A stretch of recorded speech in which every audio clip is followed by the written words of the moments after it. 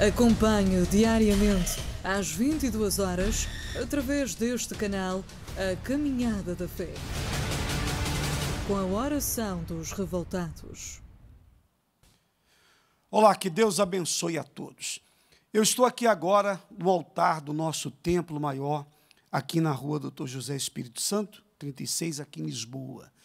E nós iniciamos hoje a nossa caminhada da fé, a caminhada para o Vale de Gideão, a caminhada para a vitória, a caminhada dos revoltados, daqueles que não se dobram, não se curvam diante dos problemas, que não se conformam, aqueles que não agem com passividade diante das situações que se levantam.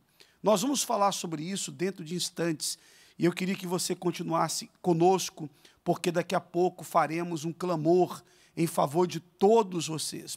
O clamor que o povo de Israel fez a Deus no tempo de Gideão, fez com que Deus se despertasse, fez com que a atenção de Deus fosse despertada para a situação que o povo vivia. Não que Deus estivesse insensível, ele via todo o sofrimento do seu povo, ele via a dor, ele via a derrota, o fracasso do seu povo, e aquilo era algo que não era da vontade dele, mas ele esperava uma reação por parte das pessoas, esperava que elas clamassem, e foi exatamente o que aconteceu, e então ele enviou o libertador. Daqui a pouco nós falaremos um pouco mais sobre isso, mas agora eu queria colocar para vocês o resultado da fé.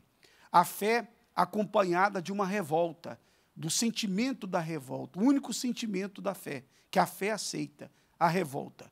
Não a revolta como algumas pessoas manifestam, que é aquela revolta que não tem nada a ver com a fé. É uma revolta mais no sentido dos sentimentos, é mais no sentimento. A pessoa está amargurada e ela se levanta contra alguém, ela fala contra alguém, contra pessoas, contra governos. Não é essa a revolta. Daqui a pouco falaremos do que é a revolta da fé, tá bom? Mas veja agora esse depoimento fortíssimo que vamos colocar para todos vocês, que é o resultado da revolta que se manifesta por meio do sacrifício. Acompanhe.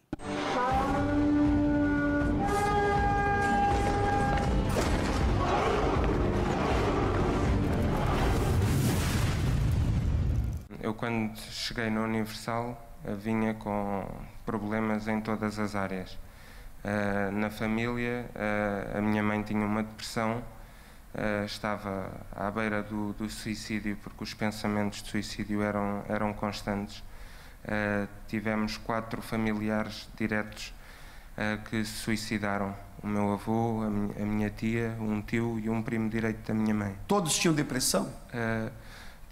Não era diagnosticada em alguns deles, mas terminaram por... Era talvez uma depressão silenciosa e culminaram no suicídio. Eu tinha uma vida sentimental fracassada, tentei 3 relacionamentos, tinha o objetivo de constituir família e não conseguia. Na vida profissional, havia um mal, eu dava 2 passos para a frente e 3 para trás. É como o povo de Israel no tempo de Gideão plantavam, iam lá os medianitas e roubavam. E eu tomava uma decisão, pensava que ia resolver o problema, mas dali surgia outro problema e era um problema atrás do outro.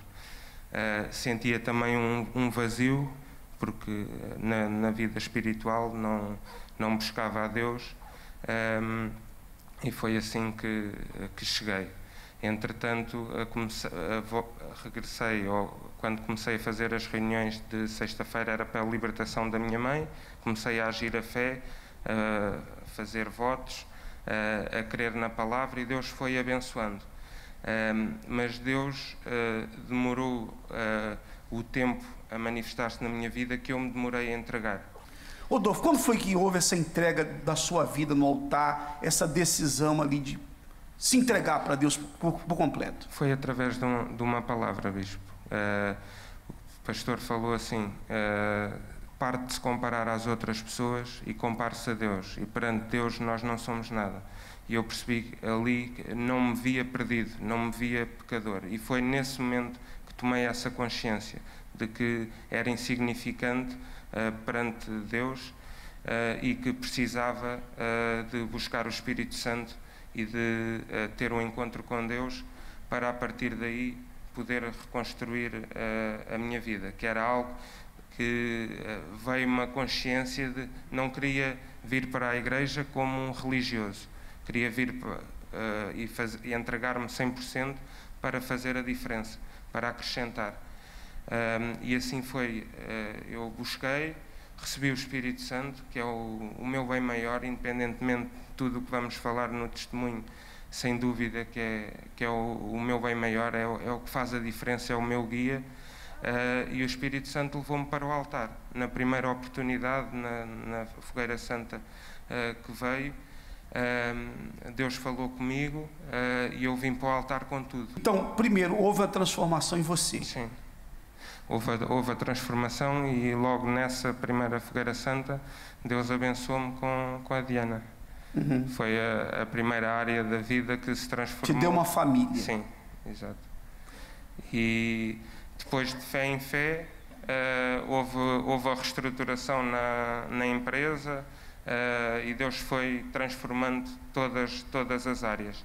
Hoje nós tenho o carro que eu quiser, temos uma casa que é numa zona excelente, com uma vista excelente, a casa dos nossos sonhos, que Deus mostrou à Diana qual seria a casa para nós, também fruto de um sacrifício.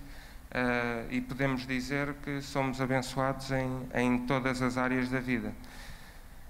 E isto faz agora um ano que eu tinha sabido 2 dias antes que a minha esposa estava grávida, com 21 semanas de gravidez, teve um sangramento muito forte, teve que ir de urgência para o hospital e entrou nas urgências. O médico desenganou-nos logo, inclusive escreveu logo na capa do processo que seria um aborto tardio. Pelos médicos, ela não teria chance de viver. Às 21 semanas, que neste caso fosse um parto prematuro, não tinha viabilidade, o médico diagnosticou um aborto tardio. E eu ali, aquilo foi tudo muito rápido, não deu tempo de pensar, e no primeiro instante que tivemos os dois sozinhos ali nas urgências, eu perguntei para Deus o porquê daquela situação, porque eu estive sempre na presença de Deus, com interesse de coração, sempre a obedecer. Sempre no altar. Sempre no altar. É o direito de quem vive a fé. Quando você ouve a voz de Deus, quando você obedece e vem as lutas na sua vida, você pode dizer: meu Deus, eu tenho sido fiel a Ti, eu tenho obedecido a Tua palavra. E aí o resultado que Deus te ouviu. Segundo a probabilidade do médico, para não dizer os 100%, só haveria 1 em 100 que poderia ir para a frente e sobreviver. Mas ali, quando o médico falou 1%, Deus falou dentro de mim que esse 1% era 100%, que a vitória ia para a frente, não haveria nenhum aborto. 6 meses. Mas é fruto do altar. Além dessa bênção maravilhosa que eu vejo Deus aqui, né? Primeiro eu vejo a grandeza de Deus, um batismo com o Espírito Santo, que você recebeu, você também. Depois eu vejo abaixo dessa salvação, da glória de Deus, eu vejo a família, que para mim é uma cena que eu gosto, eu admiro, eu sinto feliz quando eu vejo uma família. Porque eu vejo a presença de Deus ali, a criação que Deus fez. E depois vem o lado econômico, porque, como você falou, né? Sim. Vem crescendo para nós terminarmos, vem evoluindo. Temos vindo sempre a crescer, a evoluir. Mesmo com pandemia? Mesmo com pandemia, a matemática de Deus não... Vão conseguir manter um faturamento esse ano? Eu estou na fé de crescer. De crescer? Sim. E você acredita que esse ano a sua empresa terá um faturamento de quanto? 35 milhões, por aí. 35 milhões Sim. de euros. Sim. Para dar um número, porque na fé esperamos sempre superar. Rodolfo, Deus abençoe muito mais a vocês, tá bom? Muito mais ainda a criancinha também. Muito bem, você acompanhou o testemunho do Rodolfo. Agora, eu queria falar com vocês, antes da oração, da situação do povo de Israel no tempo de Gideão, e você vai verificar que era muito parecida com os dias de hoje, com os tempos que nós temos vivido. Porque, veja bem, olha só como diz a Bíblia Sagrada. Porém, os filhos de Israel fizeram o que era mal perante o Senhor, e o Senhor os entregou nas mãos dos midianitas por 7 anos.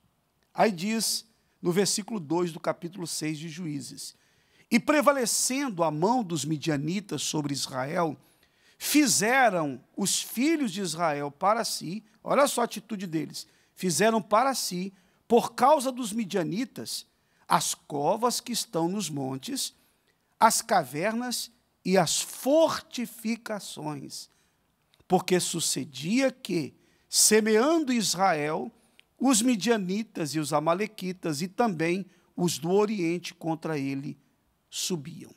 Repara bem uma coisa, qual foi a condição de Israel? Ao ser dominada pelos seus inimigos, quando a terra foi invadida pelos midianitas, que vieram acompanhados também de amalequitas e os povos do Oriente, quer dizer, um grande exército, 135 mil homens, 135 mil midianitas invadiam a terra de Israel e levavam todo o sustento, deixavam Israel completamente debilitado. Mas o que eu quero falar aqui é da situação das pessoas. Aquilo durou 7 anos. Quer dizer, todos os anos os inimigos subiam contra Israel e devastavam a terra.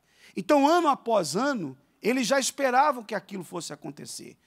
Era como se eles estivessem acostumados com aquela situação. E não havia reação. Aí está o grande problema. É um problema que qualquer pessoa tem que tomar muito cuidado. Todos nós temos que tomar cuidado com algo que se chama passividade.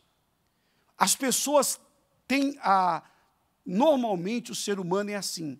As pessoas sempre procuram justificar uma situação, sempre procuram justificar algo que ela está vivendo, usando como pretexto uma situação atual. Elas justificam usando uma situação. Então, todas as pessoas que agem dessa maneira, todas elas acabam como os israelitas, naquela condição de humilhação, uma condição imagina você, pessoas escondidas como ratos, dentro de cavernas, dentro de buracos. Veja, um povo que tinha o Deus Todo-Poderoso, estava ali agora escondido em cavernas. Um povo que tinha o conhecimento de um Deus que havia dado a vitória a Israel sobre todos os inimigos. E agora esse povo estava escondido, permitindo que os seus inimigos invadissem a terra e levassem tudo que eles possuíam. E cada vez mais Israel se empobrecia. Mas o grande problema ali era o conformismo do povo. O que acontece? Quando as pessoas vivenciam uma situação por muito tempo, elas acabam se adaptando à situação. Elas se adaptam àquilo. E quando a pessoa se adapta a uma situação, não há como mudá-la. Você pode observar isso. As pessoas se acostumam com tudo. Alguns, porque, igual nesse período agora de pandemia, observe bem, no princípio, as pessoas ficaram apavoradas e ao extremo e não queriam a quarentena e reclamaram da quarentena nas primeiras 2 semanas. Na terceira semana, ninguém queria sair de casa mais. E mesmo que dissesse, olha, agora vocês podem ir, a quarentena terminou, mas muitas pessoas, como até hoje, tem pessoas que não fazem parte de grupo de risco, mas elas estão dentro de casa. No começo, elas pensavam, eu preciso ir à luta, mas agora não. Algumas se adaptaram àquela situação. É assim, a natureza humana se adapta às situações. Isso é um perigo muito grande, porque, imagine você, é algo que fica no psicológico da pessoa. É aquele sentimento de que a situação não vai mudar. É como se a pessoa se entregasse. É como se ela dissesse assim, olha, vamos ver até onde isso vai. Vamos ver, eu não vou fazer nada para mudar, porque eu já fiz o que eu podia, eu já lutei. Ela acaba se entregando àquela situação, pensando que aquilo ali é a realidade mesmo, que ela tem que viver. E não. Existe o problema, sim. Existe a situação, existe o problema econômico, o problema familiar, existe a situação difícil que a pessoa está vivendo, existe, mas o que eu quero falar aqui é de qual a postura que a pessoa tem que ter diante da situação, não de passividade, não de aceitar, não de achar que aquilo ali não tem como mudar, mas é a pessoa se revoltar contra aquilo, com a revolta da fé. Quando nós temos a nossa fé na palavra de Deus, então vem dentro de nós a revolta contra a injustiça. Quando a pessoa vive debaixo de uma injustiça, ela crê num Deus justo, então ela reclama, ela diz, meu Deus, eu não posso aceitar isso. Ela se revolta contra a injustiça e ela vai para o altar de Deus para que Ele julgue a sua causa. É isso. Essa é a fé inteligente, essa é a revolta contra a situação, é a revolta contra o mal que se levantou contra você. Se não houver isso, não tem como Deus agir. Não tem como Deus mudar uma situação de uma pessoa que aceitou. Se você aceitou a sua vida do jeito que está, esqueça, Deus não vai fazer nada por você. Não vai, porque o primeiro a ter interesse de mudar a situação tem que ser você. Você tem que querer mudar. Você tem que querer sair dessa situação para Deus agir. Então, quando você diz assim, não, eu não vou ficar nessa situação, e você toma uma atitude, você age a sua fé, aí Deus se manifesta. Nós vamos agora fazer a nossa oração. Eu quero convidar todos vocês para juntos, para unirmos agora a nossa fé. Vamos falar com o nosso Deus.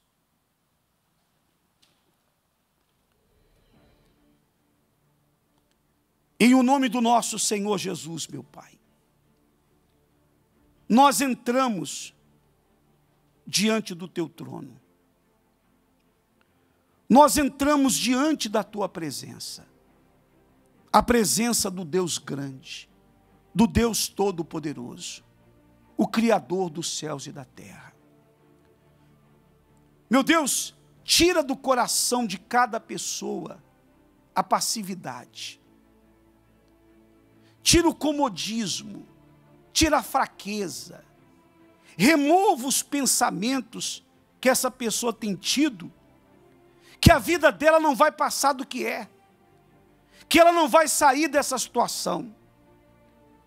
Remova, meu Deus, da mente dela, o pensamento de que ela tem que aceitar, porque o Senhor não nos fez conhecer o Teu nome e a Tua palavra, Senhor, para vivermos uma vida sofrida, escravizada, dominada pelos problemas. O Senhor não nos trouxe o conhecimento da Tua grandeza para vivermos amedrontados, apavorados, mas o Senhor nos fez conhecer o Teu nome e o Teu poder, nos fez conhecer a Tua grandeza, para que nós pudéssemos agir, para que pudéssemos nos revoltar contra a injustiça, contra o mal, contra o sofrimento. Meu Deus, faz mudar a vida dessa pessoa, faz mudar, meu Deus, que esse fogo que estava no cântaro, esteja dentro dela agora. Vem incendiar o coração dela com esse espírito da fé sobrenatural, com essa revolta, meu Deus, que havia no coração de Gideão, para que ela não venha se conformar com a vida arrasada, destruída, para que ela não aceite os seus sonhos destruídos, para que ela não aceite o diabo destruir sua família, sua saúde, mas que ela venha se levantar, ó Deus, que ela venha se levantar para vencer essa situação. Eu não sei há quanto tempo ela vive assim, mas que o Senhor, ó Deus, venha neste momento mudar a vida desta pessoa, mudar a história dela, venha tirá-la desse sofrimento, venha tirá-la da derrota, do fracasso. Meu Deus, faz mudar essa situação, faz mudar a vida desta pessoa, alcance o teu povo agora, meu Pai. Nós estamos vivendo em tempos difíceis, e são tempos propícios para o Senhor mostrar que é Deus. Meu Deus, amarra toda a força do mal, todos os espíritos malignos que têm agido neste mundo, espíritos que têm levado vidas à destruição, à morte, ao desespero. Há pessoas pensando em morrer, há pessoas com depressão porque perderam tudo, perderam seus bens, perderam a família, perderam a sua dignidade, a autoestima. Há pessoas que estão humilhadas, rejeitadas. Então vem, meu Pai, tirá-las dessa situação, venha livrá-las, venha tirá-las desse buraco, dessa caverna de dor, de sofrimento, Senhor. Faça mudar a vida do teu povo, meu Pai. Faça mudar a vida de todos que creem. Faça mudar a vida deste homem e desta senhora.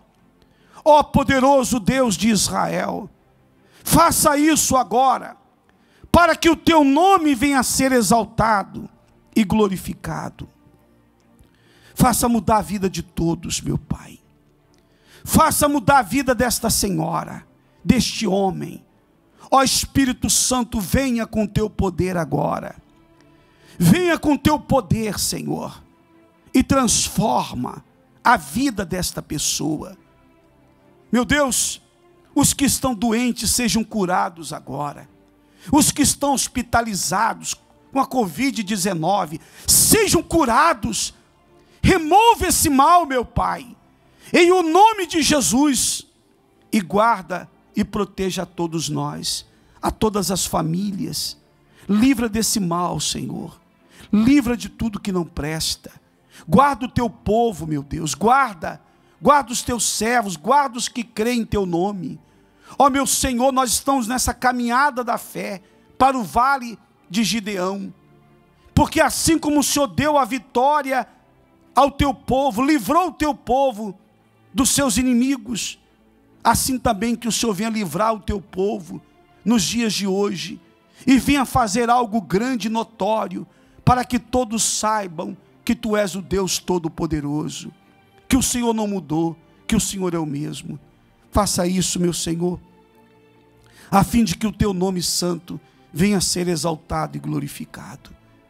Consagre esse copo com água, e todos que dele beberem sejam abençoados. Eu te peço isso e agradeço, em o nome do nosso Senhor Jesus. Amém. E graças a Deus, graças a Deus, Deus ouviu a nossa oração, Ele ouviu você. Você que está aflito, angustiado, desesperado, procure o Universal. Nós temos realizado reuniões todos os dias, de manhã à tarde à noite, como por exemplo nesta terça-feira é o dia da cura. Você que está doente, está desenganado, tem um familiar doente, procure o Universal para você participar das reuniões da saúde. Deus sara, Jesus cura, liberta. A fé na palavra de Deus traz um milagre, faz o milagre acontecer. Então você pode procurar o Universal. E neste domingo, nós teremos o domingo das trombetas, o domingo do toque das trombetas. Por quê? Porque quando o povo de Israel saía para pelejar contra os seus inimigos, Deus mandava tocar as trombetas. Quando eles tocavam as trombetas, era a garantia da vitória. Por quê? Porque com o toque daquelas trombetas, Deus ia à frente do seu povo e derrotava os seus inimigos.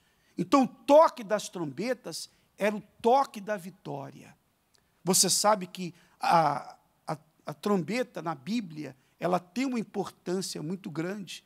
Você vai verificar que desde o Velho Testamento até o último livro da Bíblia, que é o livro do Apocalipse, principalmente no Apocalipse, você vai verificar que várias vezes há referências à trombeta, porque é um instrumento de alerta, um instrumento que desperta para um acontecimento, é um instrumento que anuncia algo que vai surgir.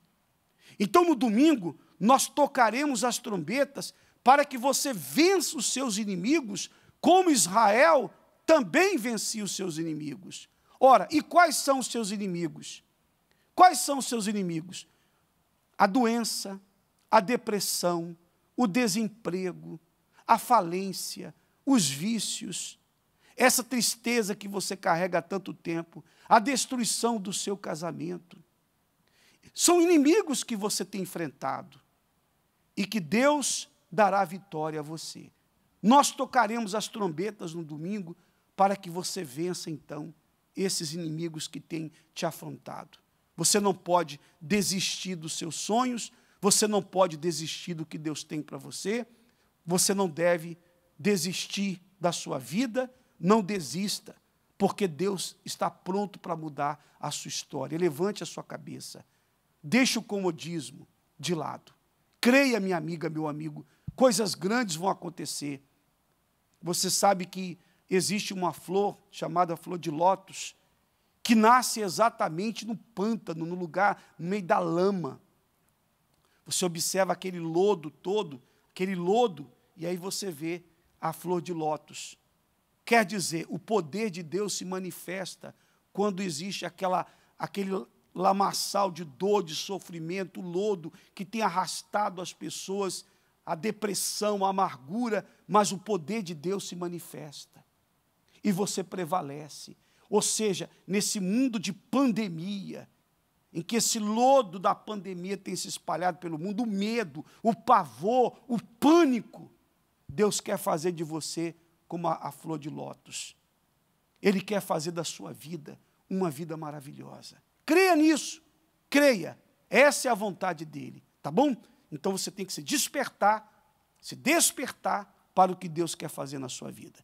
Então, neste domingo, tocaremos as trombetas em todas as igrejas universal do Reino de Deus, no mundo inteiro. É algo que vamos fazer em todo o mundo. Aqui no Templo Maior, em Lisboa, às 7, 8 no Santo Culto, 10, numa reunião muito especial que temos realizado. Eu realizo a reunião das 8, no Santo Culto, depois eu já ligo com a outra reunião das 10 da manhã, fico aqui direto no altar na parte da manhã, para ajudar você. E depois tem a tarde e a noite. Então, não fique nessa situação na qual você se encontra, porque Deus quer mudar a sua vida. Amanhã nós voltaremos às 22 horas com essa oração, diretamente aqui do altar do Templo Maior em Lisboa. Que Deus os abençoe e até amanhã.